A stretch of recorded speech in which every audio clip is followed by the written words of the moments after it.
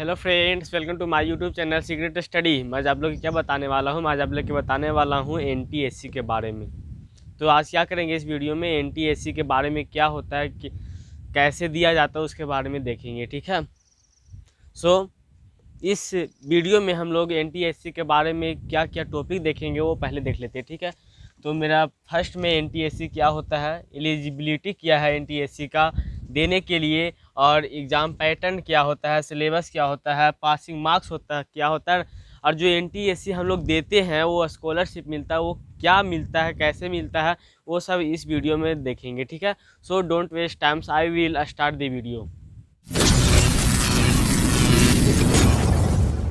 ना। सबसे पहले क्या एनटीएससी क्या होता है। ठीक है। तो एनटीएससी क्या होता है वो देखेंगे। ठीक है। तो एनटीएससी का फुल फॉर्म होता है नेशनल टैलेंट सर्च एग्जामिनेशन। क्या होता है? National talent search examination.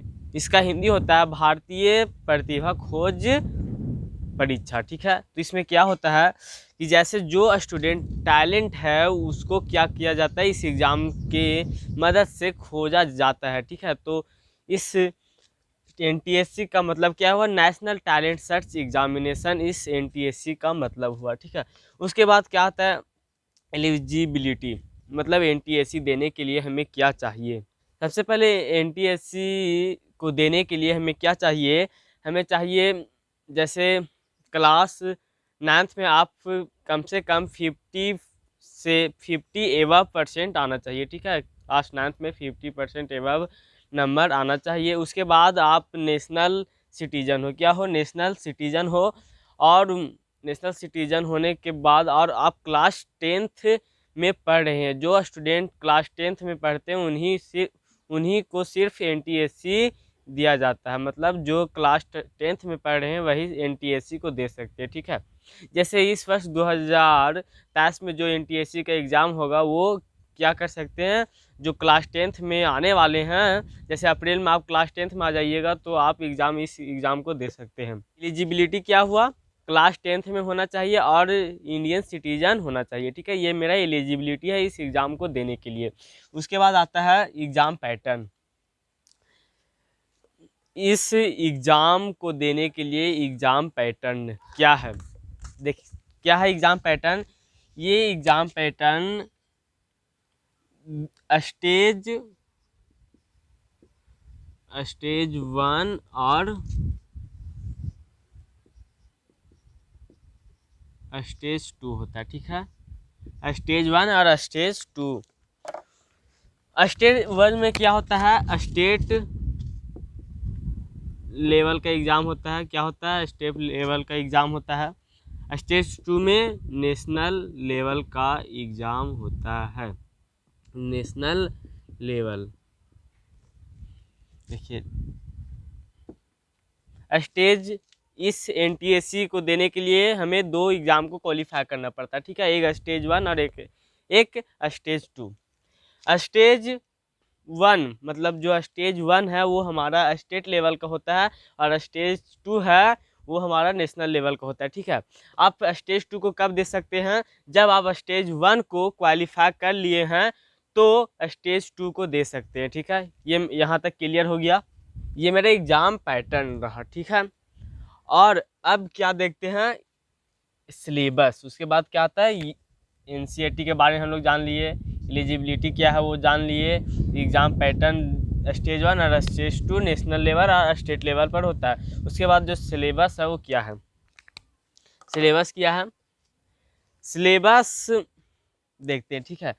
तो स्टेज 1 और स्टेज 2 में 2 पेपर होता है। क्या होता है? स्टेज 1 में भी 2 पेपर, स्टेज 1 में भी 2 पेपर और स्टेज 2 में भी 2 पेपर। स्टेज 1 में भी 2 पेपर, स्टेज 2 में 2 पेपर। स्टेज 1 में जो 2 पेपर में एक पेपर हो क्या है? मेट का होता है और दूसरा है वो सैट का होता है। इसमें भी सेम प्रोसेस, मेट का होता है और दूसरा सैट का होता है। ठीक है। मेट, अब यहाँ पे देखते हैं मैट और सैट क्या होता है। ठीक है। तो मैट मेंटल एबिलिटी टेस्ट होता है। क्या है? मैट मेंटल एबिलिटी टेस्ट होता है और सैट है वो स्कॉलस्टिक एबिलिटी टेस्ट। यहाँ पे जो सिलेबस रहेगा वही यहाँ पे भी सिलेबस रहेगा, ठीक है। स्टेज 1 में जो सिलेबस रहेगा वही स्टेज 2 में सिलेबस रहेगा। इसमें सिर्फ इतना डिस्टेंस है कि इसमें थोड़ा लेवल कम रहता है और इसमें थोड़ा लेवल हाई रहता है, ठीक है। ये मेरा डिस्टेंस है। जिस तरह स्टेज 1 में सिलेबस रहेगा उसी तरह स्टेज 2 में सिलेबस रहेगा। तो मैट और सैट क्या होता है, MAT means mental ability test और SAT means scholastic ability test. तो सबसे पहले मैट देखता हूँ, ठीक है। मैट में क्या आता है, मैट जो है वो इसमें 100 क्वेश्चन होते हैं, 100 मार्क्स का होता है, ठीक है। उसके बाद 120 मिनट्स समय हमें मिलता है, 120 मिनट्स मिलता है।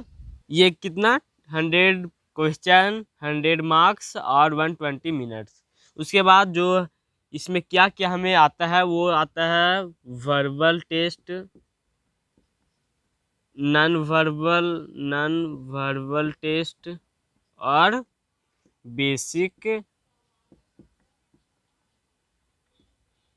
Basic math. और जो verbal test, non verbal test और बेसिक मैथ है, ठीक है, ये सब हमें पढ़ना पड़ेगा, ठीक है। ये मेंटल एबिलिटी में आती है यार। उसके बाद ये मेरा क्या हो गया, मैथ में 100 मार्क्स, 100 क्वेश्चन, 120 मिनट्स। और इसमें क्या आता है, कवरिंग क्या होता है, verbal test, non verbal test और बेसिक मैथ को इसमें कवर किया जाता है मैथ में। उसके बाद क्या आता है, सैट। यहाँ पे सैट का फुल फॉर्म स्कोलेटिक्स एबिलिटी टेस्ट, मतलब जो स्कूल में हम लोग पढ़ते हैं उसके रहता है, ठीक है। जो स्कूल में पढ़ते हैं वही सैट होता है, ठीक है। तो सैट में भी सेम 100 क्वेश्चन, 100 मार्क्स, 100 मार्क्स, उसके बाद 120 मिनट्स। और इसमें क्या कवर किया जाता है, इसमें किया जाता है साइंस, सोशल साइंस, एसएसटी और मैथ, ठीक है। साइंस, एसएसटी और मैथ। साइंस से 40 क्वेश्चन पूछा जाता है, ठीक है। एसएसटी से 40 क्वेश्चन पूछा जाता है और मैथ से 20 क्वेश्चन पूछा जाता है, ठीक है। तो ये जोड़ेंगे तो 100 क्वेश्चन पूछा जाता है। तो यहाँ तक समझ में आ गया, ठीक है। तो मैथ में 100 क्वेश्चन, ठीक है, 100 मार्क्स, 120 मिनट्स। वर्बल क्या तक कवरिंग किया जाता है, वर्बल टेस्ट को, नॉन वर्बल टेस्ट को और बेसिक मैथ को इसमें कवर कर लिया जाता है, ठीक है। उसके बाद सैट में आते हैं, ठीक है। सैट में क्या, 100 क्वेश्चन, 100 मार्क्स का, 120 मिनट्स, ठीक है। उसके बाद इसमें क्या कवर किया जाता है, साइंस, एसएसटी और मैथ। साइंस से 40 क्वेश्चन, एसएसटी से 40 क्वेश्चन और मैथ से 20 क्वेश्चन कवर किया जाता है सैट में। तो ये मेरा एग्ज़ाम पैटर्न स्टेज 1 स्टेज 2 हो गया, स्टेट लेवल और नेशनल लेवल। और सिलेबस 2 पेपर होता है, मैथ और सैट, ठीक है। मैथ में 100 क्वेश्चन आता है, 100 मार्क्स और 120 मिनट्स दिया जाता है। वर्बल टेस्ट कवर किया जाता है, नॉन वर्बल टेस्ट और बेसिक मैथ को कवर कर लिया जाता है क्या, मैथ में। उसके बाद सैट आता है, ठीक है। सैट में 100 मार्क्स, 120 मिनट्स, 100 क्वेश्चन। इसमें क्या कवर किया जाता है, साइंस, एसएसटी और मैथ। साइंस में 40 क्वेश्चन, एसएसटी में 40 क्वेश्चन और मैथ में 20 क्वेश्चन को कवर कर लिया जाता है, ठीक है।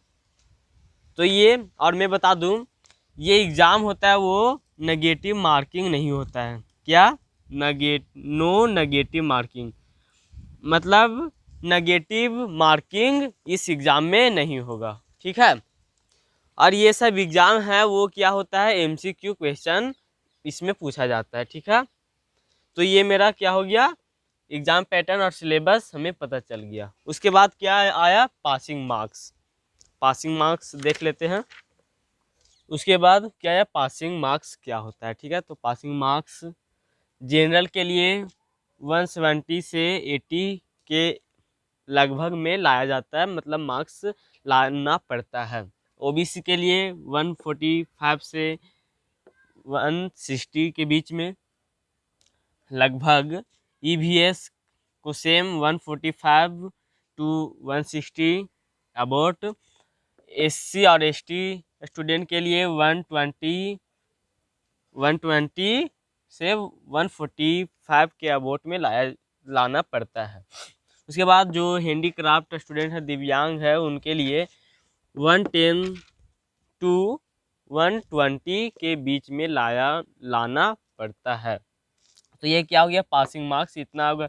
आप जो यहाँ पे डाटा दिया हुआ है, इसके अकॉर्डिंग से जिस ग्रुप में है आप उसके अनुसार नंबर लाइएगा, तो क्या हो जाएगा, एनसीईआरटी को आप क्वालिफाई कर लीजिएगा, ठीक है। उसके बाद क्या होता है, स्कॉलरशिप। मतलब देखिए, इस एग्ज़ाम को अगर दे रहे हैं तो आप स्कॉलरशिप पर फोकस नहीं कीजिए, ठीक है। क्योंकि अगर इस एग्ज़ाम को आप दीजिएगा तो लर्निंग पावर क्या होता है, इंक्रीज होता है, ठीक है। तो ये मेरा प्लस में आता है, लर्निंग इंक्रीज होता है, ठीक है। तो अगर आप इस एग्ज़ाम को क्वालिफाई कर लीजिएगा तो स्कॉलरशिप मिलेगा ही।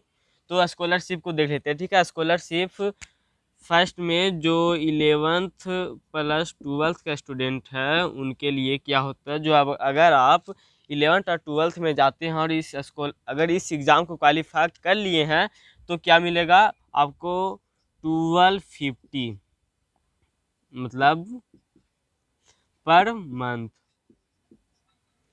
मतलब अगर आप इस एग्ज़ाम को क्वालिफाई कर लिए हैं और आपको 11th और 12th में है तो आपको 1250 रुपीज़, मतलब 1250 rupees, sorry 1250 rupees per month आपको मिलेगा, ठीक है।